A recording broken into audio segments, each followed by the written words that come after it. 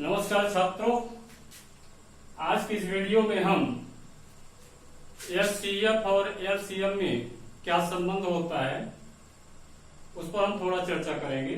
साथ में अभाज्य गुणनखंडन विधि द्वारा एचसीएफ और एलसीएम कैसे ज्ञात किया जाता है इस बात पर हम चर्चा करेंगे। पिछले वीडियो में हम बात किए थे अंकगणित की आधारभूत प्रमेय के बारे में, साथ में एचसीएफ और एलसीएम को भी परिभाषित किया था। तो आइए हम देखते हैं कि एचसीएफ और एलसीएम में संबंध क्या होता है। तो जो सामान्य सूत्र है एचसीएफ गुणे एलसीएम बराबर होता है दो संख्याओं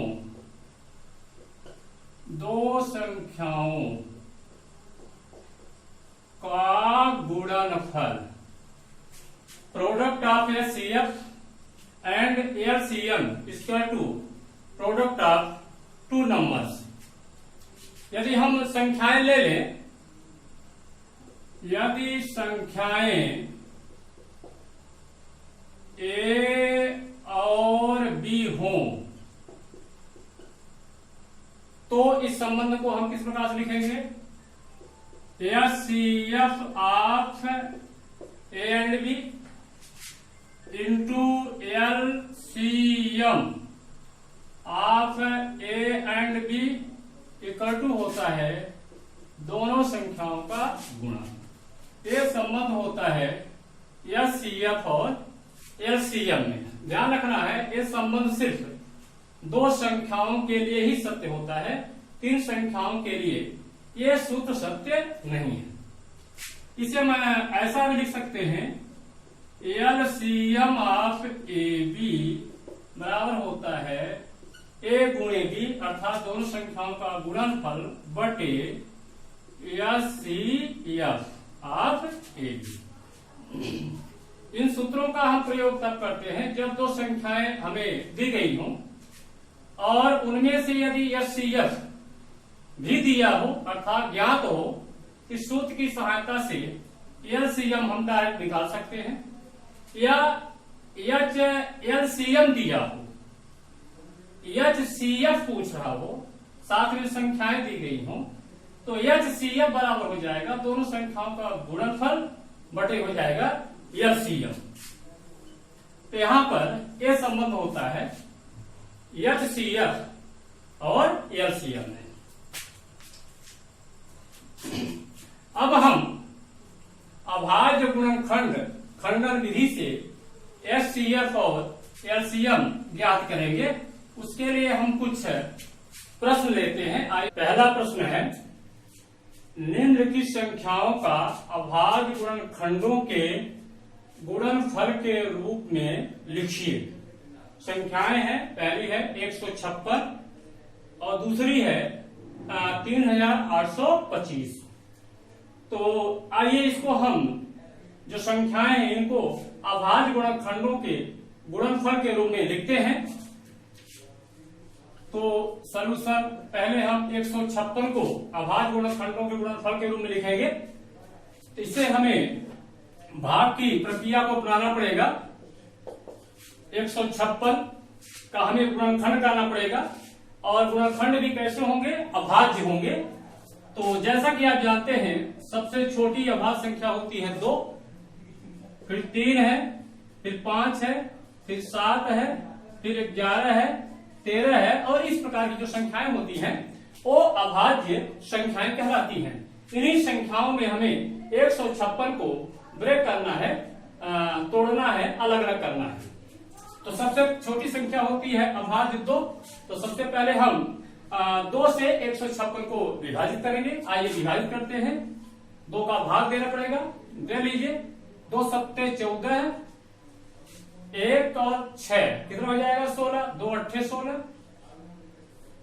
फिर से हम 2 से ट्राई करेंगे, क्या 2 से संख्या विभाजित होती है? या 2 से विभाजित नहीं होगी फिर 3 से हम ट्राई करेंगे। लेकिन जब तक 2 से विभाजित होती रहेगी हम 2 से भाग देते रहेंगे। तो 2 से देख लेते हैं, जाहिर है सम संख्या है तो 2 से डिवाइड हो जाएगी, तो हो जाएगा 2 3 6, 2 9 18। यहां पर अब ये विषम संख्या हो गई है तो जाहिर है 2 का भाग नहीं जाएगा। तो अब इस पर हम देखते हैं 3 से, तो देख लीजिए 3 एकम 3 और 3 त्रिका 9। तो यहाँ पर 3 से ये संख्या हमारी विभाजित हो रही है, तो यहाँ पर आ जाएगा 3, 3 एकम 3, 3 त्रिका 9। अब इसके बाद 13 है तो 13 से ही डिवाइड होगी। एक इस प्रकार से 156 हमारा अभाज्य संख्याओं में विभाजित हो गया है। 2 2 3 13। इसको हम लिखेंगे 156 बराबर 2 गुणे 2 गुणे 3 गुणे 13। ये जो रूप है आपके सामने, ये कहा जाता है अभाज्य गुणनखंडों के गुणनफल के रूप में लिखा गया है। किसको? 156 को। इसको ऐसे भी लिख सकते हैं, तो 2 बार है तो इसको लिख सकते हैं 2 घाते 2 गुणे 3, 1 बार है 3 घाते 1 गुणे 13 घाते 1। इस प्रकार से 156 हमारा अभाज्य गुणनखंडों के गुणनफल के रूप में विभाजित हो गया है। अब हम बात करते हैं दूसरी संख्या जो हमारे सामने है 38 25। इसको अभाज्य गुणनखंडों के गुणनफल के रूप में लिखना है। तो फिर से हम वही लंबी विभाजन प्रक्रिया अपनाएंगे यहाँ पर, लेकिन अभाज्य संख्याओं के द्वारा। यहाँ है 38 25, तो सबसे पहले हम 2 की बात करेंगे। यहाँ जरा देखिए इकाई का अंक 5 है, अर्थात ये संख्या हमारी विषम है, 2 का भाग जाएगा नहीं, तो 2 पर ट्राई चलिए नहीं करते हैं। 3 से देखते हैं, चेक कर लीजिए। 3 एकम 3, 3 दूना 6, 3 सतह 3 से कट जाएगा, यानी 3 का भाग चला जाएगा। ये आ जाएगा आपका 3 एकम 3, 3 दूना 6, 8 में 6 निकलेगा, 2 बचेगा, 22 हो जाएगा। 3 सतह 21 और 15 आएगा, 3 पचे 15। फिर से हम 3 से विभाजित करेंगे, क्या होता है देख लीजिए। 3 चौक 12, 3 दूना 6, हाँ हो रहा है, तो हो जाएगा 3 चौक 12 और 3 दूना 6, 1 बचा, 5 15, 3 पचे 15। अब इसको आगे फिर से देखते हैं कि क्या 3 से संख्या विभाजित होती है। तो 3 एकम 3, 3 चौक 12, लास्ट में बचेगा 5, जिसमें 3 का भाग नहीं जाएगा। तो हम अगली संख्या को देखते हैं 5 को। तो 5 से विभाजित करें तो 5 8 40, बचेगा यहां से 2 5 तो 25 हो जाएगा, 5 25। अब इसके बाद फिर से हम 5 से हम तब तक विभाजित करते रहेंगे जब तक वो भाग विभाजित होता रहेगा। तो 5 से फिर से विभाजित करते हैं। 5 एकम 5, 3 बचा और 5 का 7 35 हो जाएगा, तो 5 सते 35। 17 जाहिर है 17 से ही विभाजित होगी, ये हो गया। कुल मिलाकर के 38 25 के अभाज्य गुणनखंड हैं 3 3 5 5 और 17।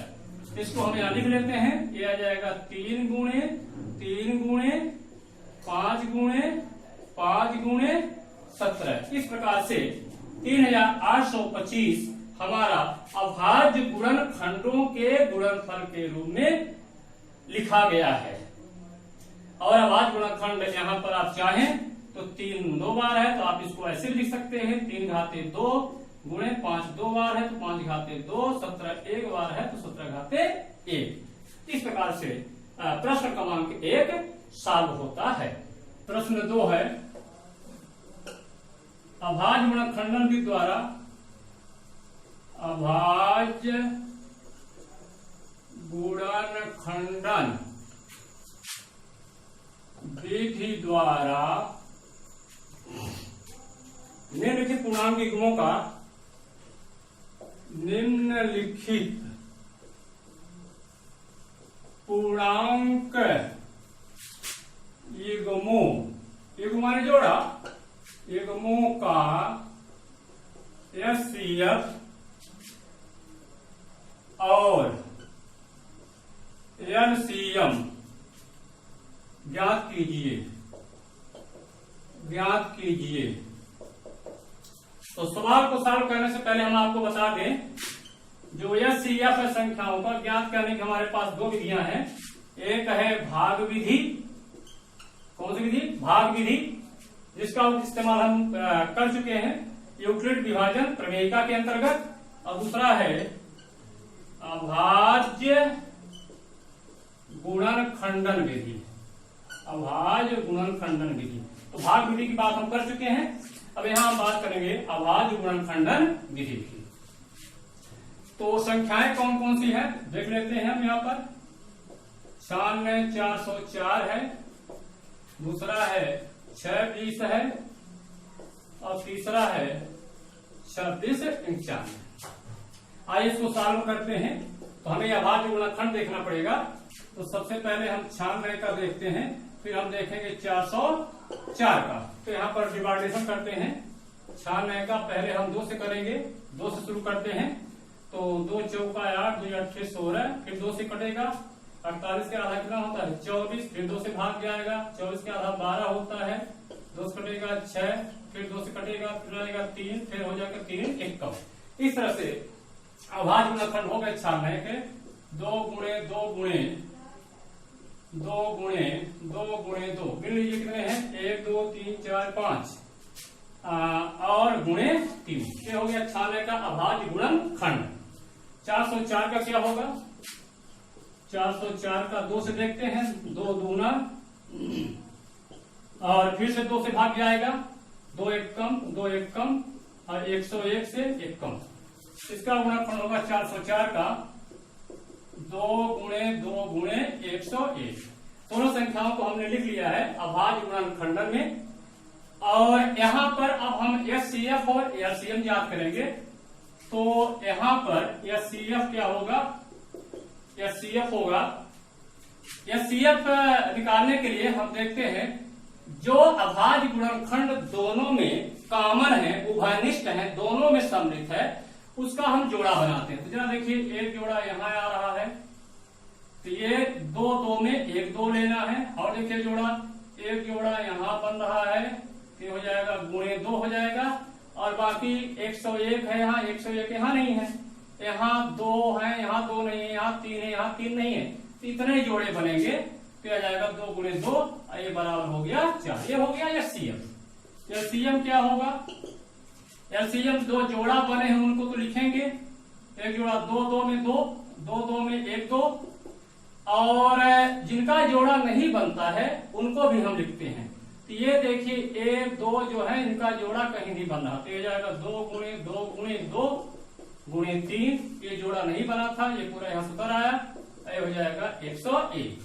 अब इसका हम गुणा कर देते हैं। 2 दूना 4 दूना 8 दूना 16 दूना 32, 32 तिहाई 96, और 96 में हम गुणा कर दे 101 का।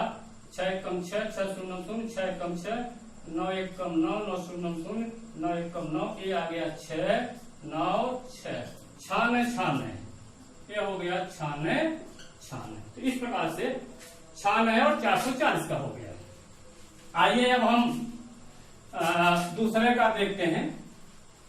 तो यहाँ पर तीसरे को लेते हैं, आप समझ गए होंगे, बाकी सरल है।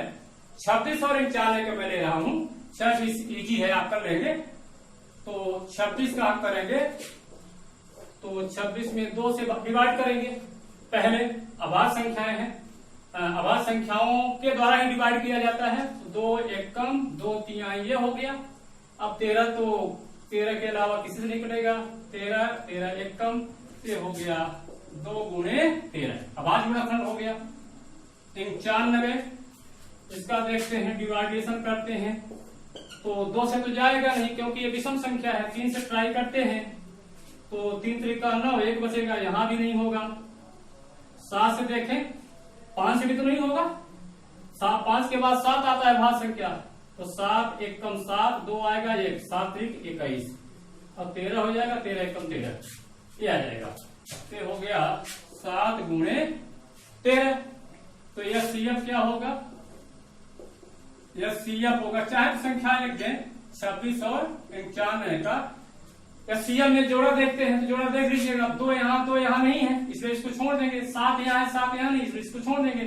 13 यहाँ है, 13 यहाँ है, तो ए जोड़ा बन रहा, तो 2 13 में से 1 13 लेना है। ये हो गया 13। एलसीएम किसका? 26 और 91 का। तो यह हो जाएगा जो जोड़ा बन रहा है उसको तो हम लेंगे, 2 13 में से 1 13 लेंगे, 2 यहाँ है यहाँ नहीं है, लेकिन एलसीएम में 2 इसको लेंगे सम्मिलित करेंगे, 7 यहाँ 7 नहीं है, फिर भी इसको लेंगे हम। यह आ जाएगा 13 दूना 26 और 26 में 7 का गुणा कर दे, 7 6 42 और 7 दूना 14 4 18 182। ये हो गया एचसीएफ और एलसीएम और 6 और 20 का आप आराम से। अब हम तीसरा प्रश्न लेते हैं। तीसरा प्रश्न है अभाज्य गुणनखंडन विधि से निम्नलिखित पूर्णांकों का एचसीएफ और एलसीएम ज्ञात कीजिए। तो यहाँ पर तरीका वही है, थोड़ा सा तरीका में विशेष अंतर नहीं है। यहाँ सिर्फ 3 संख्याएं हैं और 3 संख्याओं के लिए आप देखिए 6 72 120 है और दूसरे में 12 15 और 21 है। इनको हमें अभाज्य गुणनखंडन विधि द्वारा एचसीएफ और एलसीएम ज्ञात करना है। तो आइए इनका अभाज्य गुणनखंड करते हैं। पहले हम करेंगे 6 का, तो 6 सिंपल है तो यह जाएगा 2 गुणे 3, फिर 72 है, 72 का यहाँ कर लेते हैं 2 तिहाई 2 छक्का 12, फिर 2 से और कटेगा, फिर हो जाएगा 2 1 कम 2 8 16, फिर 2 का भाग जाएगा, फिर इसमें 9 आएगा, 2 से नहीं जाएगा 3 से, 3 कम 3 यहाँ आएगा 3। तो अभाज्य गुणनखंड क्या क्या हो गए 2 गुणे 2 गुणे 2 गुणे 3 गुणे 3। अब 120 है, 120 का गुणनखंड करना है तो फिर से वही जो तरीका अपनाते हैं आप। ये हो जाएगा 2 से करेंगे 2 छक्का 12, अब फिर 2 से आएगा 2 तिहाई, फिर 2 से आएगा 2 15 आ जाएगा, भाग दे रहे हैं तो 2 से, अब 2 से नहीं जाएगा। अगली अभाज्य संख्या 3 होती है, 3 से तो 3 5 15, 5 को अब हम 3 से निकाल सकते हैं तो 5 से आएगा 5 1 कम। इस प्रकार से 120 के अभाज्य गुणनखंड हुए 2 गुणे 2 गुणे 2 गुणे 3 गुणे 5। यहाँ पर मुझे एचसीएफ ज्ञात करना है। अब यहाँ 3 संख्याएं हैं, तीनों संख्याओं में जो अभाज्य गुणनखंड सम्मिलित होगा उसी को लेना है एचसीएफ के लिए। एलसीएम उल्टा होता है, जो सम्मिलित होता है उसको लेते हैं और जो सम्मिलित नहीं होता उसको भी लेते हैं, किसी एक में भी हो। यहाँ पर देखिए पहले 2 का हम देखते हैं तो देख लीजिए ये 2 तीनों में है, तो इन 3 2 में से 1 2 लेना है एचसीएफ के लिए। और फिर यहाँ 2 है तो 2 2 यहाँ, लेकिन यहाँ 2 नहीं है तो ये नहीं आएगा। अगले 2 चूंकि अब यहाँ 2 है ही नहीं तो हम 2 पर विचार करना बेकार है। 3 पर देखें, 3 है 3 है 3, ये देखिए यहाँ से ये जोड़ा मिल रहा है तो यहाँ से 3 आ जाएगा। अब यहाँ 3 है इसके लिए, अब यहाँ पर 3 तो नहीं बचा है, यहाँ 5 है तो यहाँ 5 नहीं है, इसलिए इसका एचसीएफ हो जाएगा 2 तिहाई 6। एलसीएम क्या होगा, एलसीएम में जो जोड़ा बन रहा है, यहाँ जोड़ा नहीं बल्कि 3 संख्याएं हैं, 3 अभाज्य संख्याएं हैं, तो 3 2 से 1 2, यहाँ से देखिए 3 3 है इसमें से 1 3, और यहाँ देखिए अब ये जोड़ा सिर्फ 2 में बन रहा है उनको लेते हैं तो 2 2 से 1 2, यहाँ से भी देख लीजिए ये बन रहा है तो 2 में बन रहा है तो 1 2 ले लें। और ये देखिए ये 3 है तो इस 3 का जोड़ा कहीं नहीं है, इसमें जोड़ा जो नहीं बनता उसको भी लेते हैं, कोई छूटने ना पाए। जब जोड़े में होता तो जोड़े में लेते हैं, जोड़े में नहीं होता अकेला तो लेते। इस प्रकार से ये संख्याएं हो गई, इसका मल्टीप्लाई कर दे तो 2 दूना 4 दूना 8 और 8 3 24 और 24 गुणे 5 तिहाई 15, 15 चौका 60 और 15 दूना 30 6 36, ये आ गया 360। ये हो गया एलसीएम हो गया, किसका हो गया 6 72 और 120 का हो गया। आइए दूसरे को देखते हैं। दूसरा क्वेश्चन इसी तरह से है, बहुत इजी है। आपको अभाज्य गुणनखंड निकालना है तो अभाज्य गुणनखंड करना है। सबसे पहले 12 की बात करते हैं। दूसरा तो 12 का अभाज्य गुणनखंड कर लीजिए, सिंपल है। 2 छक्का 12, 2 तिहाई 6, फिर 3 से 3 कम 3, ये हुआ 2 गुणे 3। 15 का देख लीजिए तो 15 का तो सिंपल है, 2 से भाग तो जाएगा नहीं, 2 से नहीं कटेगा। 3 से देख लीजिए, 3 5 15, अब 5 है तो 3 से कटेगा नहीं, 5 से कटेगा, 5 1 कम 5, तो 15 के गुणनखंड हो गए 3 गुणे 5। अब 21 का देख लीजिए, सिंपल है, 3 गुणे 7 आएगा। अब यहाँ पर ये हमने अभाज्य गुणनखंड के रूप में व्यक्त कर दिया है। पहले एचसीएफ निकाले, संकेत थोड़ा सा हम बदल देते हैं, संख्याओं को लिख देते हैं। किसका एचसीएफ? 12 का, 15 का और 21 का। तो अब एचसीएफ ज्ञात करने में क्या करते हैं? जो तीनों में सम्मिलित होगा, उभयनिष्ठ होगा, उसी को पकड़ते हैं। तो यहाँ देखिए, यहाँ 2 है, यहाँ 2 नहीं है, यहाँ 5 है, यहाँ 5 नहीं है, यहाँ 7 है, बाकी 7 है, इसको विचार नहीं करना। 3 को देखिए, ये 3 तीनों में मिल रहा है, तो इस 3 को पकड़ लेते हैं। बाकी तो किसी में उभयनिष्ठ गुणनखंड नहीं है, तो एचसीएफ कितना हुआ? 3 हुआ। एलसीएम देख लेते हैं। एलसीएम जो जोड़ा बना है उसको तो लेते हैं। यहाँ देखिए 2 है, यहाँ 2 नहीं है, इसको तो लेना पड़ेगा। यहाँ 2 है, बाकी इसके जोड़े के लिए 2 नहीं है, फिर भी लेना पड़ेगा। यहाँ 5 है, यहाँ 5 नहीं है, तब भी लेना पड़ेगा एलसीएम के लिए। और 7 है, यहाँ 7 है, यहाँ 7 नहीं, तो जोड़ा बनाने से कोई मतलब नहीं है। 7 गुणा कर लीजिए, 3 दूना 6, 6 दूना 12 गुणे 5 सते 35 गुणा कर ले। 35 में 12 का, 12 पंचे 60, 12 36, 420, ये आ गया 420। तो एलसीएम हो गया 420 और एचसीएफ हो गया आपका 3। तो ये प्रश्न क्रमांक 3 भी सॉल्व होता है। अब हम एक सवाल लेते हैं। क्वेश्चन नंबर 4 है। ये कह रहा है कि एचसीएफ आप 306 657 बराबर 9 दिया है, कह रहा है, यानी ये ज्ञात है। तो एलसीएम किसका किसका?